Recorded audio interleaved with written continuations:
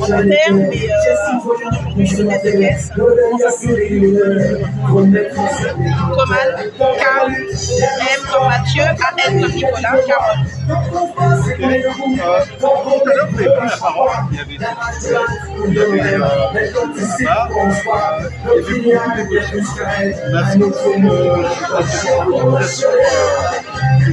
avait également porté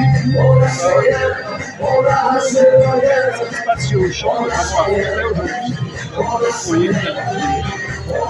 peut le qualifier? C'est de la lobotomisation. Voilà comment on va qualifier les choses, parce qu'on vit la même chose. Tous les salariés ont vu quasiment, sans parler des managers et des chefs de secteur, parce qu'ils ne se sentent pas concernés. Donc on va les mettre de côté. Et je vais vous parler du reste des salariés. Les salaires ne suivent pas. Moi, j'ai 28 ans de boîte, je gagne 1 200 €. Donc aujourd'hui, je pense que je me sens légitime d'être et je pense que vraiment les salariés auraient dû nous accompagner. Vous voyez, ils sont encore en train de faire du fasting et continuer à travailler. On fait cette action parce qu'il y a un PSE, deuxième. Je pense qu'il y aura un troisième, 1, 2, 3, 0. Vous voyez, je pense que le troisième, il va arriver. Et il faut que ça s'arrête, puisque, comme on disait tout à l'heure, il y a eu des subventions pour les salariés et pas pour les actionnaires. À moins qu'on n'ait pas compris la même chose. Donc on voudrait savoir déjà où l'argent est passé, dans leur poche. Qu'est-ce qu'ils en ont fait? Ils n'en ont pas fait bon usage. Donc c'est pour ça qu'aujourd'hui on dénonce le système. Il faut qu'il s'arrête. Et on a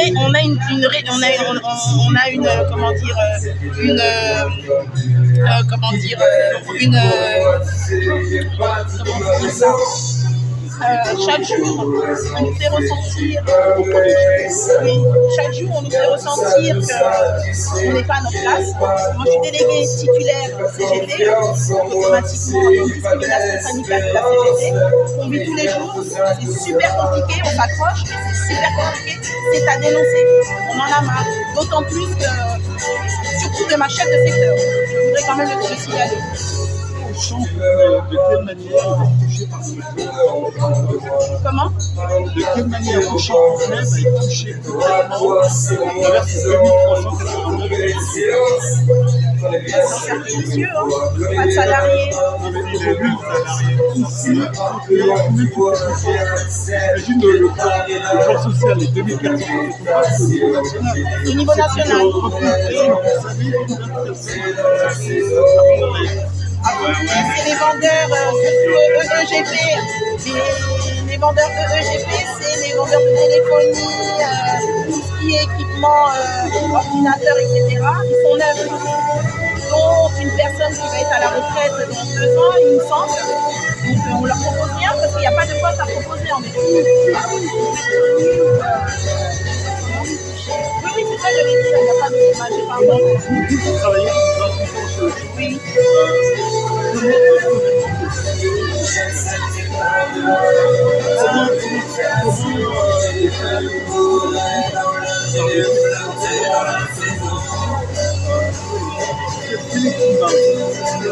Anxiogène, une horreur, franchement, parce qu'ils ont peur. La sécurité de l'emploi, elle n'y est pas là. On n'a rien à leur proposer derrière. Ils ne sont pas accompagnés. Ils ont appris que leur poste allait être supprimé dans les médias. Et nous, membres du CSE, on l'a appris dans les médias.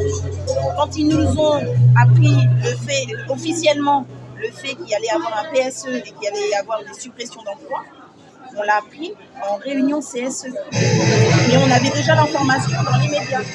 Donc ça vous résume en gros la considération qu'on nous porte. Hein. Voilà.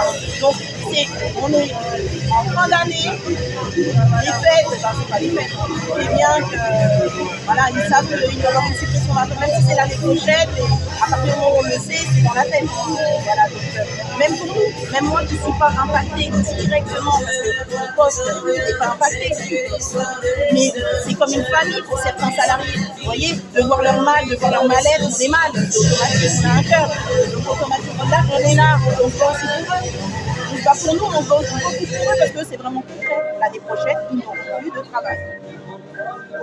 Et que fait notre direction, que fait les chefs de secteur, que font les chefs de secteur, les managers et autres? Rien du tout. Ils leur demandent de se résigner. Voilà ce qu'on leur demande. On les accompagne pas. Comment s'expliquer aux salariés concrètement dans l'entreprise d'avoir autant d'argent versé aux actionnaires et parallèlement à ça, de l'autre côté, on supprime 2400 emplois, 2400 familles qui vont sortir demain. Moi, je vais vous expliquer qu'ils n'expliquent pas. Comment ils vont expliquer qu'ils sont en train de voler les salariés? C'est voler le salarié. Ils ne vont pas nous expliquer qu'ils sont en train de garder de l'argent qu'ils devraient redistribuer dans l'entreprise. Ils ne nous expliquent pas comme ils nous ont pas, comment dire, expliqué concrètement, réellement et dans l'immédiat, ils allaient supprimer des postes. Voilà la politique Auchan. Avant, la politique Auchan, c'était respecter, considérer, accompagner. Aujourd'hui, toutes ces valeurs-là, elles ont disparu. Ils nous ont rien expliqué. C'est pour ça qu'on s'en fout. C'est grave, c'est pas considéré salarié. Et on sait qu'ils vont pas d'autant plus quand on est délégué du personnel. Parce que Auchan, c'était une famille. Exactement. C'était une réalité.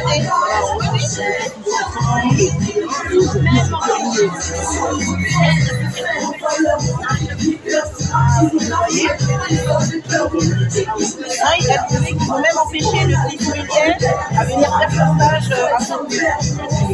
Mais il avait démissionné, donc le ministre a démissionné. Je vois si l'entreprise va bien. À mon avis, il a vu l'envers du décor. Il a encore un peu de cœur. Il s'est dit non, je ne peux pas faire à des personnes comme moi. Je ne peux pas faire de la misère à des personnes comme moi. Je vais faire partir, je pense.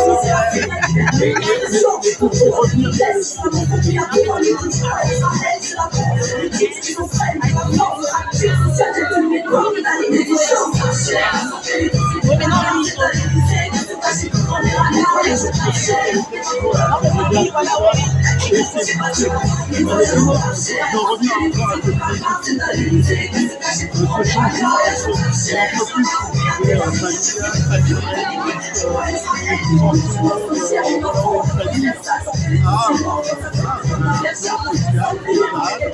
les années ont passé, le permis de l'âge. Vous savez, c'est pas pareil, quelqu'un qui va lève le matin, qui va conspirer, la façon dont il va dévisser son argent, et une personne qui va venir trouver, qui est née avec une cuillère en argent dans la bouche, qui n'a pas monté son entreprise, qui n'a pas su faire pour monter cette entreprise, il la vide, il l'a payé, c'est sans scrupule, c'est sans cœur. Miguel avait encore du cœur, il faut qu'on se le dise. Il n'a pas encore fermé les yeux, mais il l'a agi. C'est pas lui qui gère ça. Aujourd'hui, il est plus à la retraite quelque chose. Il a donné la main en ayant confiance en son sang, en sa famille. Et aujourd'hui, on peut témoigner que sa famille n'a pas du tout les mêmes valeurs que le taulier. Voilà. Le taulier avait compris, même si on était dans l'école, il avait compris qu'en redistribuant, il nous donnait la carotte et on avançait. On donnait plus qu'on devait donner. Même si on était un peu fatigué, on était guéri quand on voyait qu'on avait tous les 3 mois, tous les trimestres, on avait un peu de salaire, etc. Mais ces valeurs-là, avec les années que Miguel a pris, elles ont disparu. Elles ont vraiment disparu. Dernière question que je vais poser. C'est important aujourd'hui de bloquer un magasin, de bloquer l'accès au magasin, de faire avec le siège fermé, c'est important. Vous savez, à un moment donné, c'est les seules armes qu'on a, si on peut appeler ça une arme. On a un peu de bon sens. Ça s'appelle du bon sens. On prévient. On leur dit que ce n'est pas tolérable. Il va falloir le respecter. Parce qu'on vient travailler avec la sueur de notre frère. On ne vole pas. Tout travail mérite salaire. Je veux dire, je n'ai rien inventé. Tout travail mérite salaire. Un peu de respect. Il y a l'inflation. Avec nos salaires, il n'y arrive pas.